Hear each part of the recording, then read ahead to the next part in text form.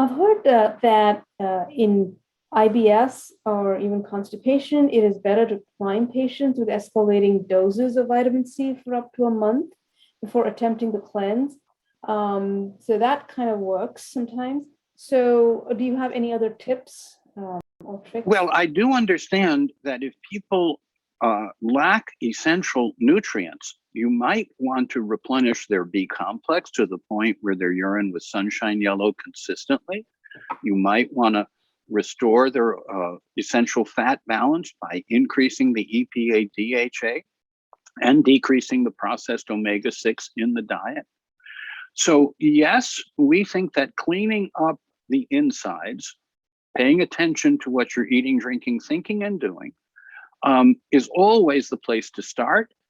And you might want to spend some time getting to know the individual, their situation, and making sure that they have the essentials sufficiently in place to get the most benefit from the C cleanse when you do it. Now, the notion of building up vitamin C is actually outmoded. The reason for many people suggesting that you build up your vitamin C intake was the old notion of bowel tolerance, as made popular by Robert Cathcart, a colleague and dear person. And before that, people who are recommending a certain amount of vitamin C increasing each week until you got up to 18 grams, because Sir Linus Pauling, Nobel laureate extraordinaire, recommended 18 grams. I can tell you that the C cleanse can be done whether you prepare people or not, but the best value is when they're nutritionally balanced before you begin the C cleanse. So no need to, quote, escalate doses of vitamin C over a period of time. But yes, please be aware that people come to us as they are, and they might be deficient in essentials. And so restoring the essentials and then adding the C cleanse is an excellent approach. Some people start with the C cleanse, which is fine, but read the full protocol, because you might want to include some probiotics. You might want to include some fiber prebiotics. You might want to include some magnesium choline citrate. You might want to include certain things that make the C cleanse go more smoothly, either before and sometimes even during the cleanse, when it goes on for a certain period of time.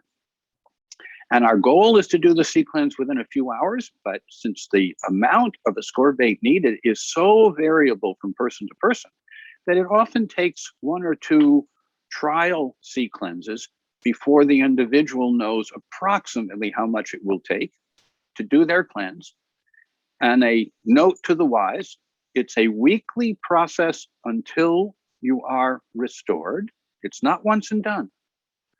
Because many people are in repair deficit, known as inflammation, and they need to have increasing doses of ascorbate to meet their needs over the first few weeks, and then they get to plateau.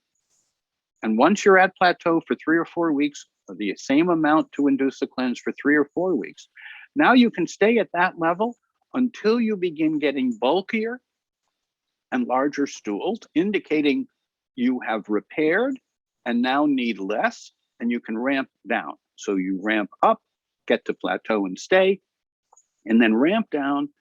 Goal being, really healthy goal, asymptomatic people less than 5 grams, minimally symptomatic people less than 10 grams.